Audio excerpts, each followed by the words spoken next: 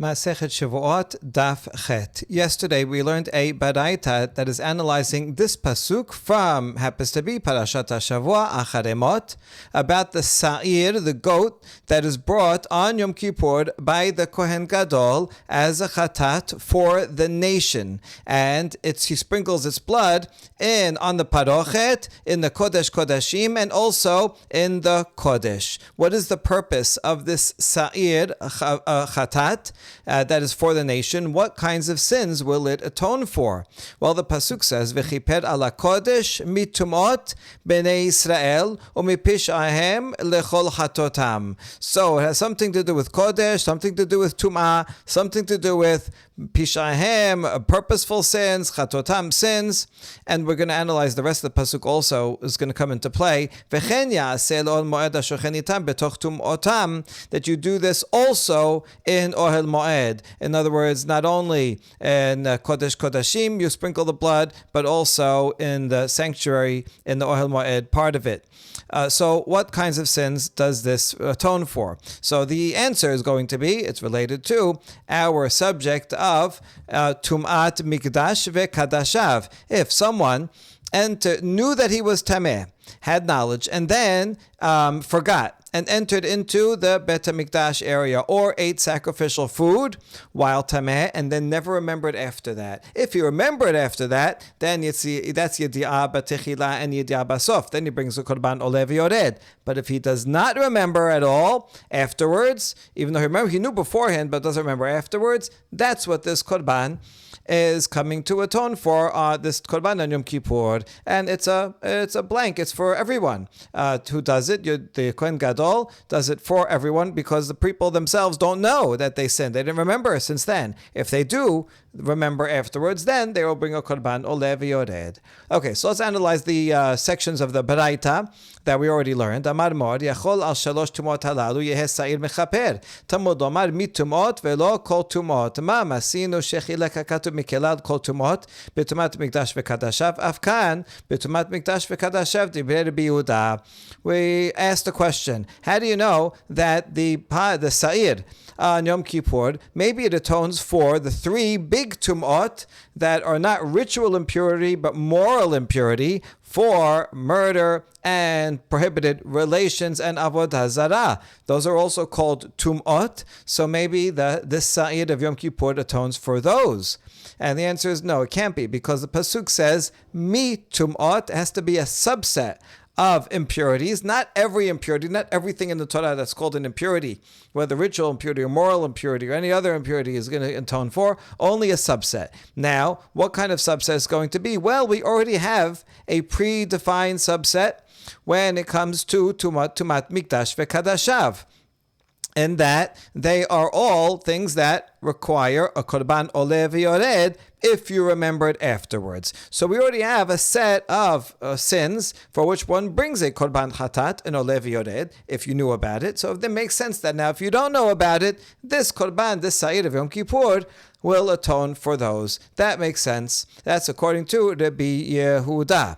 Rabbi Shimon had a different derivation that we saw and we will analyze in a few minutes. Now, Mai Chilek, Demaite Be'oled V'Yored. Now, what does it mean that it's differentiated, this group of entering into the Mikdash and sacrificial food while Tameh? And in what way is that different from other Tum'ot that the Torah talks about? In that, if you remember it afterwards, you bring an Oleh V'Yored. Okay, fine. We agree with that, but there are also other candidates that are differentiated in other ways. Why not say that it's avodah zarah that is differentiated? In what way is avodah zarah different from other sins? In that for other sins that require a sin offering, one can bring either a sheep or a goat.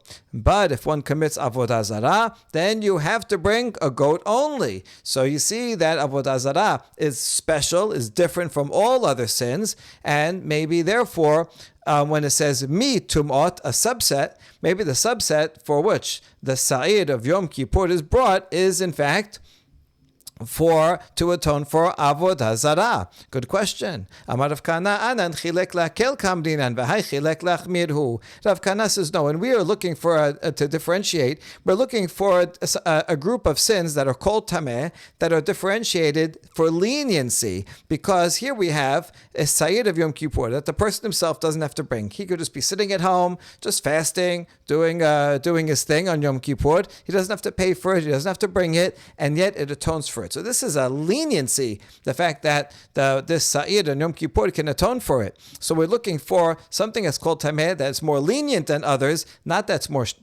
is more strict than others. So Avodah Zarah, the fact that you can only bring a goat and you cannot bring a sheep, that makes it more strict.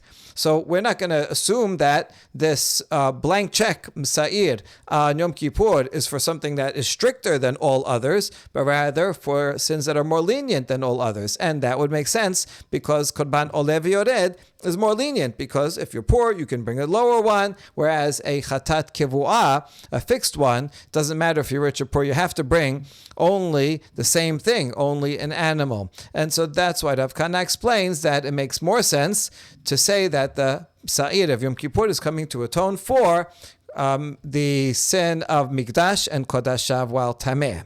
All right, let's try another one. Ema yoledet dechilek d'maita olev yored.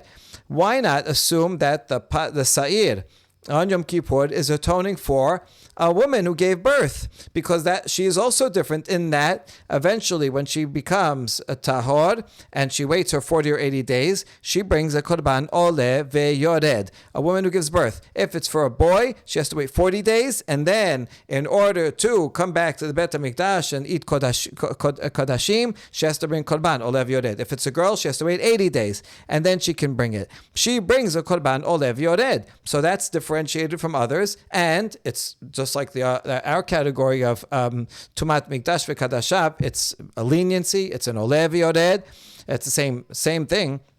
And therefore, this would be a good candidate. Then the idea would be if Yom Kippur, if a woman gave birth and then Yom Kippur came, then that Sayyid of Yom Kippur would atone for her, and that's it. She wouldn't have to bring her own korban olev yored. So why not say that? Amarav Hoshaya lechol chatotam uvelo lechol tumotam. No, the pasuk regarding Yom Kippur says for sins, not just for tum'ah. A woman that gave birth, she didn't make any sin. She, in fact, did a wonderful thing. She brought a baby into the world. So it has to be something that for which one is liable because they did something wrong. Someone who's tameh and comes into Bet HaMikdash, although they forgot about it, they didn't realize, still they did something wrong. So you could say l'chol chatotam, but not just because you're tameh. A woman who gives birth, yes, she becomes tameh for various reasons, but not because she did anything wrong. So therefore, yoledet doesn't fit the bill. Hold on, there is the opinion of Rabbi Shimon bar Yochai, and he says that a woman who gives birth is called a sinner. Why? What'd she do wrong?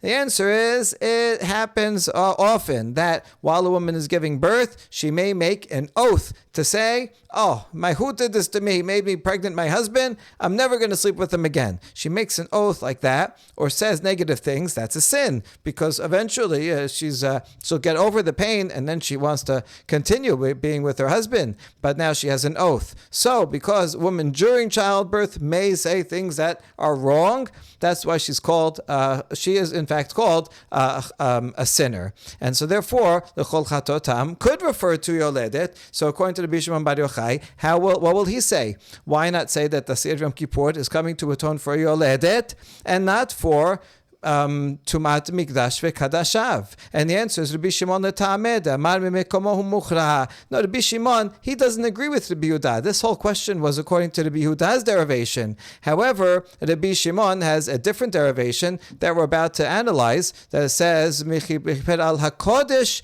metumot. It has to be something that relates to kodesh, and that's why it's Tumat Mikdash ve'Kodashav. If someone enters into a holy space or eats holy food while tameh, that's what the pasuk is talking about, and not something like yoledet, which is not directly related to something that is holy. And so, since Rabbi Shimon has a different reason, he doesn't have to answer the question for Rabbi Yehuda. Good. Ema Mesorah. Maybe the Sa'ir of Yom Kippur is coming to atone for a Mesorah. When a Mesorah becomes purified, he has to bring, at the end of his process, 2 animals or 2 birds. So maybe when this pasuk says that will atone for some kind of tum'ah, maybe it's talking about mesorah. Amar Rav Hoshaya lechol chatotam velo lechol tum'otam. Rav Hoshaya says no, it can't be, because the pasuk regarding Sa'ir of Yom Kippur says it atones for a sin. And mesorah, what did he do wrong? He contracted some skin disease. It's not his fault. So even though it's tameh, it's not a chatat, and therefore we cannot say that the part of the Sa'ir of Yom Kippur will replace the 2 offerings that the mesorah has to give, because it's not a sin. Hold on, there is the opinion of Rabbi Shimon bar Nachmani, who says that 7 sins cause sarat. Sarat is not simply a random disease, but rather, and here's where in Narachin is where they are listed: slander, murder, taking an oath in vain, sexual immorality, arrogance, stinginess, and robbery. So mesorah is a sign that someone sinned, and therefore this could fit the bill, because it is in fact a chatat also. And the answer is hatam nig'ed ikapar le vekorban liishtaruye bakahal. Regarding a mesorah, it's his leprous disease that serves as atonement for him. Even if you say that's caused because of some sins that he did, the disease is the punishment for the sin that he did. He spoke lashon hara or whatever. He got sarat, so that disease is the punishment and atonement for him. The korban is not the atonement for the sin, but rather the korban is just part of the purification ritual, so that now he can come back into the congregation after he had to leave and be in quarantine. And so therefore, even according to the Rabbi Shmuel bar Nachmani, the korban of a mesorah is not because of a sin, but rather is simply required for purification, and therefore it doesn't make sense to say lechol chatotam is referring to a mesorah. Okay, one more possibility. Maybe the Sa'ir on Yom Kippur is coming to atone for a Nazir who became Tameh Lamet. And that is different, because a Nazir who became Tameh Lamet has to bring birds and not an animal. And so that's different from other types of Tum'ah. And therefore, maybe the Sa'ir will be the atonement and can replace the birds that a Nazir Tameh has to bring. Amar Rav Hoshaya lechol chatotam velo lechol tum'otam. Rav Hoshaya again says the Sa'ir is for someone that sinned, not simply someone who became tameh. And so the Nazir, he became tameh. Maybe it was out of his hands that he became tameh, not that he did it on purpose or anything. So it doesn't make sense to say that the pasuk regarding sin is referring to a Nazir who became tameh. Hold on, Rabbi Elazar Kapar said in general, a Nazir is called a sinner because Hashem said, listen, you're allowed certain things. You're not allowed non-kosher things. You're allowed to have wine. And therefore it's proper for a person to have a healthy relationship and drink some wine in an appropriate way. And the Nazir abstained from that which God has given him and blessed him with, something permitted, and that itself is a sin. That's Rabbi Elazar Kapar. So any Nazir is a sinner. Maybe he has to, because he has to go to one extreme because he was on the other extreme of some character trait. But nevertheless, that itself is a result of being imbalanced, being a sinner.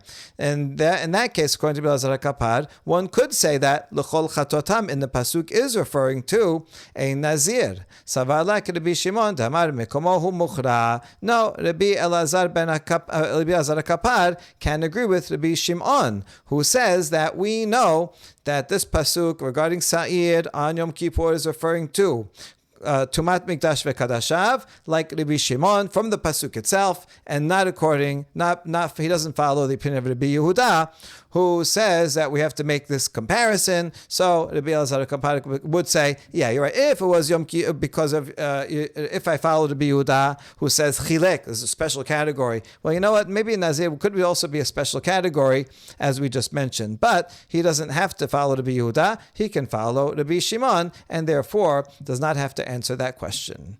All right, we mentioned Rabbi Shimon just now, so let's analyze him further. Amar mo Rabbi Shimon Omer.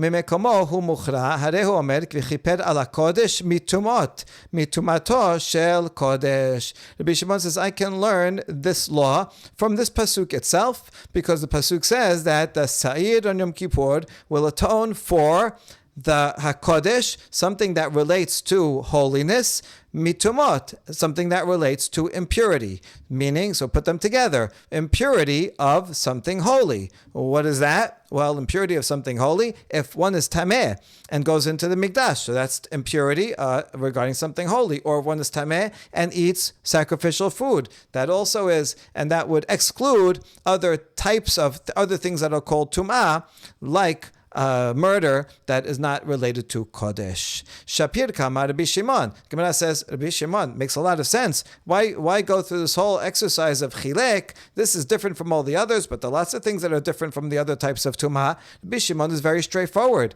Why doesn't everyone agree with him? Rabbi Yehuda Amar lach hahu miba'ele ki hechi da'abid lifnai v'lifnim hachi na'abid ba'hechal. Rabbi Yehuda says, I need this word Kodesh to teach me that just like you sprinkle the blood of the Sa'ir inside the Kodesh Kodashim, and you do it once up and 7 times down, achat lemala v'sheva lemata, so too you sprinkle it in the Hechal, in the Kodesh part, not the Kodesh Kodashim, but outside the Kodesh Kodashim is also sprinkled in the same way. How can you derive it from that pasuk? So look over here. The pasuk before says, Shachat et tza'ir achatat asher mevi et amo mibet aparoch et v'asat amo kasher asad et amapar v'zah oto ala kaporet v'lifnei kaporet. So you're going to bring it inside the kaporet, that means in the Kodesh Kodashim, and going to sprinkle it there in the Kodesh Kodashim and on the kaporet itself.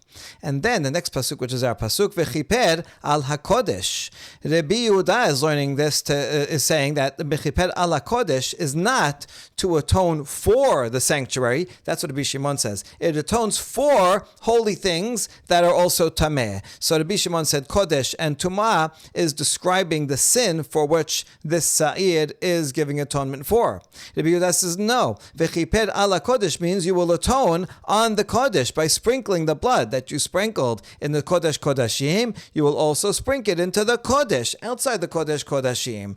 And you will do that for Tumot. So according to the Yehuda, the only description we have of the sin is Mitumot B'Shem Mechol Chatotam. And Kodesh is not part of the description of the sin, but rather it refers to the fact that you have to sprinkle it in the Kodesh and not only inside Kodesh Kodashim. Good, that's how he reads it. Rabbi Shimon. How does Rabbi Shimon know that you sprinkle it also outside the Kodesh Kodashim, what's called Kodesh? Hahu mi v'chen ya'aseh nafka. Rabbi Shimon says, I can learn that from the continuation of this pasuk. V'chen ya'aseh lo ohel moed. You sprinkled it up here in the Kodesh Kodashim. You also sprinkled it in ohel moed, outside the Kodesh Kodashim.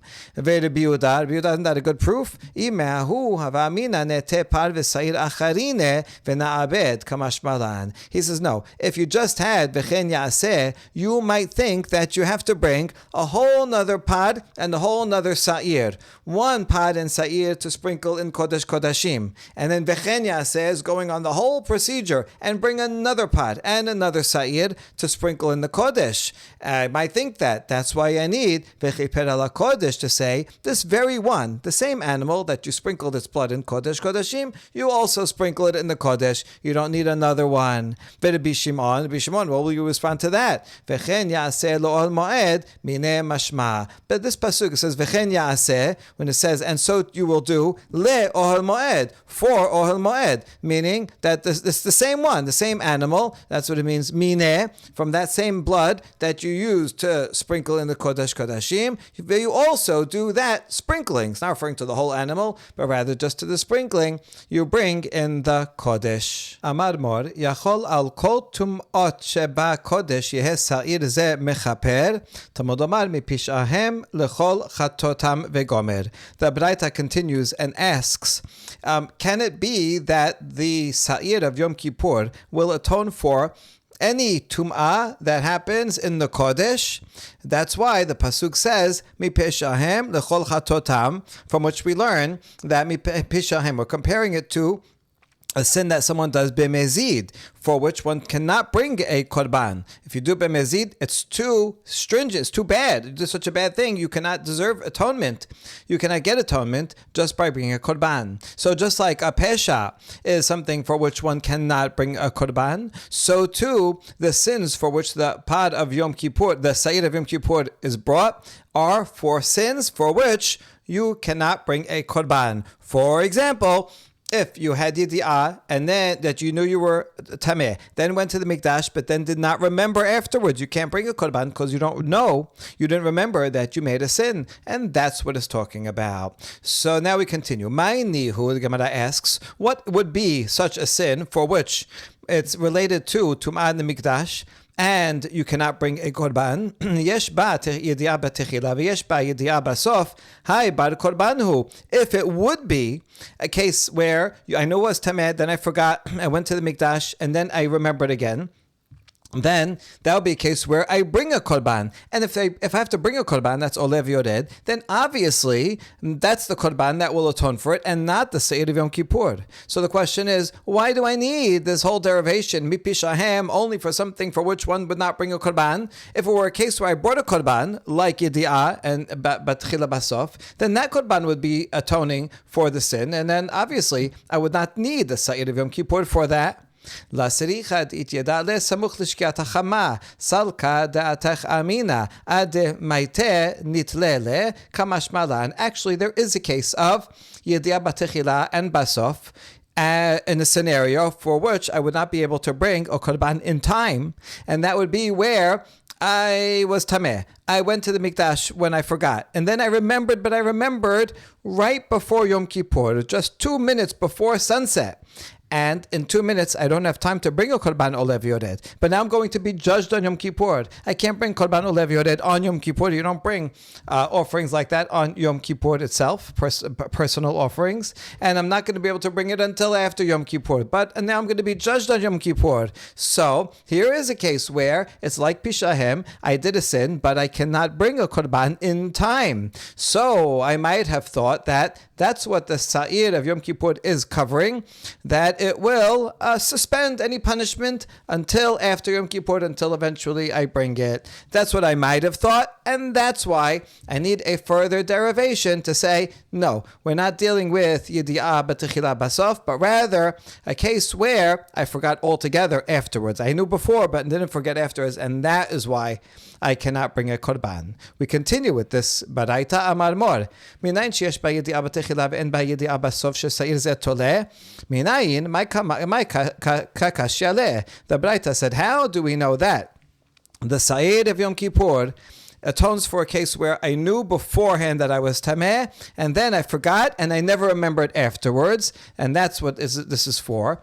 So we ask a question about the Baraita's question. What exactly is bothering it? Like, why not just jump to that and say, yeah, that's what it is. Like, what else could it be? Hachika kashya le. Hashtada amat chataim dumeh b'shem. Ma b'shem dela b'nei korban af chataim nami dela b'nei korban. Ema ma b'shem dela b'nei korban le'olam af chataim dela b'nei korban le'olam. So this is what the Baraita was troubled about. Now that you taught me that the Sa'ir on Yom Kippur only atones for sins that are like Peshaim, in that, just like Peshaim, you don't bring a korban, so too this is for Chataim that you cannot bring a korban. I might say, just like if you do something b'mezid, you can never bring korban in the future, no matter how long, no matter what happens.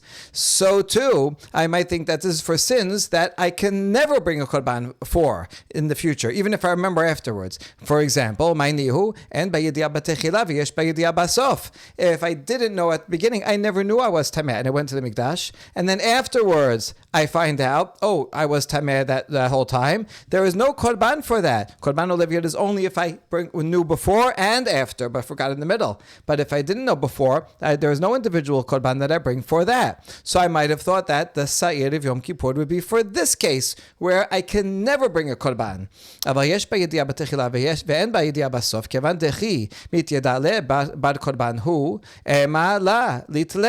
However, in a case where I did know before but didn't know afterwards, in that case, if I eventually find out, then I will have have to bring korban olev yored. So I might have thought that the sa'ir of Yom Kippur does not atone for it because potentially I could bring a korban for it eventually when I remember. Maybe the sa'ir of Yom Kippur only atones for something that is like a pesha in that I would never bring korban, which would be the case of when I did not know at the beginning but did know at the end. Now, if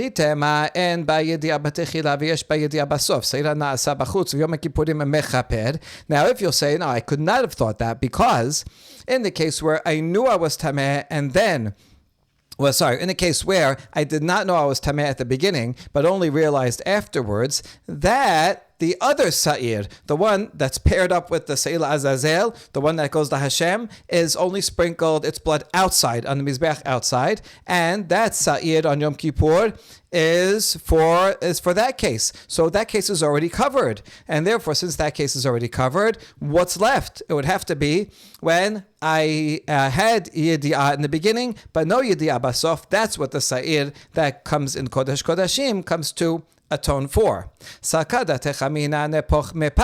And I might have thought, however, this is why I need the teaching of the Braita, I still might have thought that maybe I could switch them around and say that the sa'ir that is sprinkled outside is for a case where I knew in the beginning but then didn't know at the end. And in that case, the sa'ir that's brought inside is for a case where I did not know at the beginning, but then knew at the end. And in that case, I never will have to bring a korban, and that would be more similar to Pishahim. So I could have thought that. So why do I need this whole derivation? Amar kera lechol chatotam mikelal de bnei chataot ninhu. No, the pasuk says, for any sin, which means it has to be something that potentially could bring a sin offering.